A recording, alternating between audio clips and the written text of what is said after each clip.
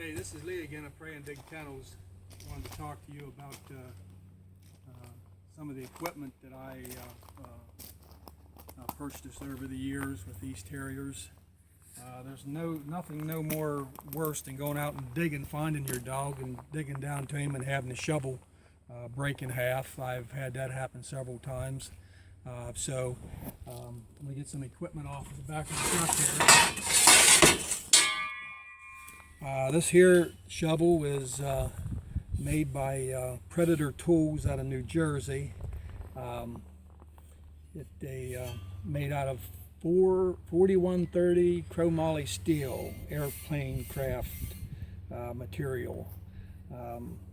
As you can see, that has a serrated edges on it. You can sharpen these shovels. I sharpen them with a bastard file. This shovel here is probably 5-6 years old, and I've used this thing for a pry bar, for a cutting axe. I've cut down more thorn bushes with this thing than just a little, and this is a very good heavy-duty shovel.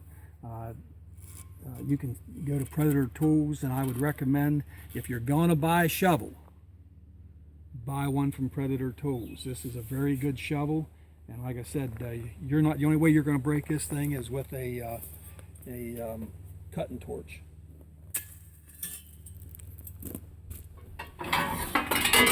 Both of these shovels are the same, but I'll just show you this one here. They're the same shovel. I just got a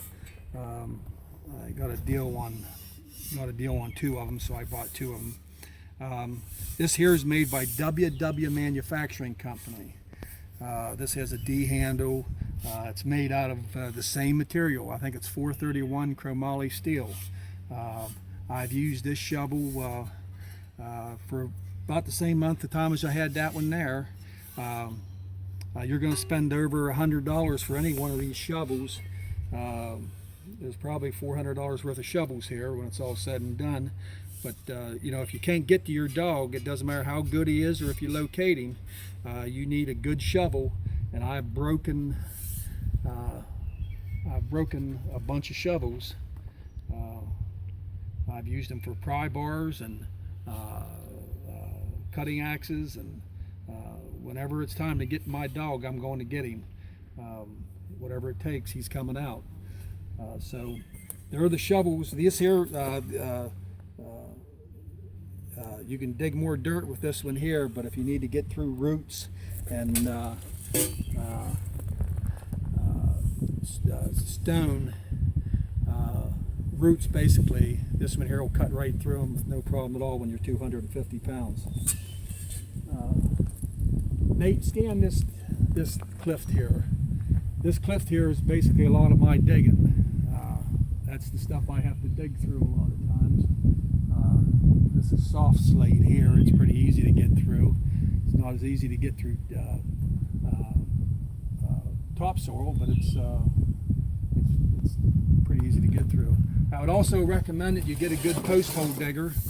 I got a post hole digger here. I couldn't find one made in the United States. These shovels were made in the United States. The closest I could get was Mexico. So I bought this at a hardware store. I just painted everything orange just for the simple fact it's a lot easier to find in the woods, and so I just paint everything orange, safety orange, and it helps me find my stuff a lot easier. You'd be surprised how you lose stuff in the woods. But just to show you, you can see the dents in this steel here. You can see the dents in this thing, and so the material in this and here ain't like the shovels, but this here cost me about 50 bucks at a local hardware store. I bought the best I could buy at the time, and this one here is probably 5 or 6 years old, and it's the same thickness of material as that, but there's no dents or nicks in that stuff. And like I said,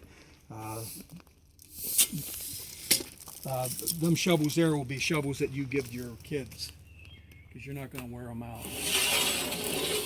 Next thing is a good digging bar. This one here has a stamp on it, made in the USA.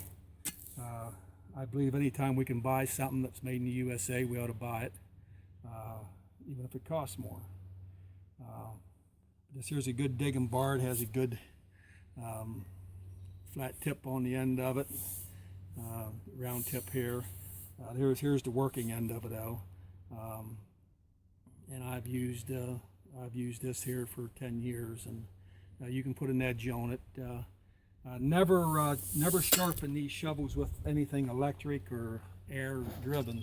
You always want to sharpen these tools here with just a bastard file, hand file. So there are the main things. That's the business end of the digging that you'll do, is with them shovels and post hole digger and digging bar. I want to thank you for watching this video, and I want you all to know that if you ever have any questions, to please call me. I know on a lot of the Terrier sites, I've had people ask questions that beginners would ask, and everyone would make fun of them. I never thought that was a good way to learn, when people were making fun of someone trying to learn how to do a project getting their dog. So I want to thank you very much, and God bless.